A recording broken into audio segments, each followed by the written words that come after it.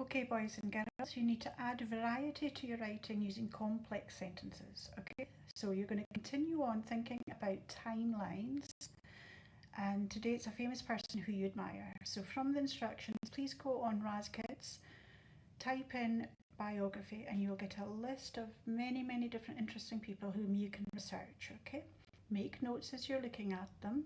If you can find a different source of information, please do so.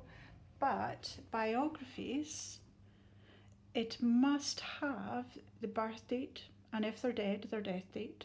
It must have, what is it? It must have a record and an explanation of the events in this person's life. And usually it's about a famous person or someone that's done something that's pretty amazing. Okay, so you need to always begin with their birth, and then you go through in chronological order. So that means you can't talk about when they were 28 before you've explained which school they went to when they were smaller, okay, or the first event. So if the first major event in their life was going to a university and there's no information before that, of course that's where you start, but it must be chronological. Chronological means time order.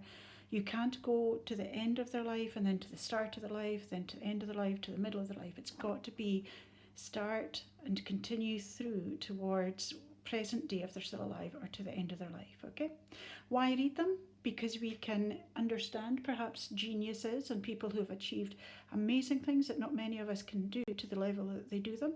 It can give us a guideline, it can add to our knowledge. It is informative. Okay, these are factual, they are non-fiction, not stories.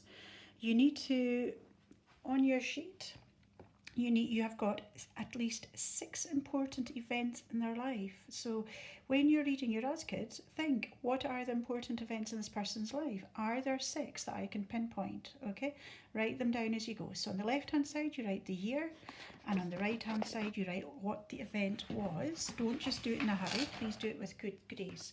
So refer back to this one. You've got Henry Lewis, so it gives you the full name of him. Okay, so that's important, and if they change their name you need to say that as well.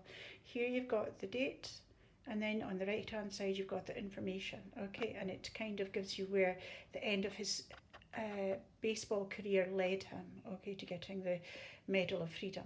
The conjunctions at the bottom of this page you will need to use for today's, because you have to write 2 complex sentences. Remember, that's one idea with a conjunction and an explanation or a little bit extra information. Okay, you need to begin one sentence with a conjunction. So you may want to talk about Mozart, and you might say, although Mozart was only 4 years old, he was already composing music which we use today.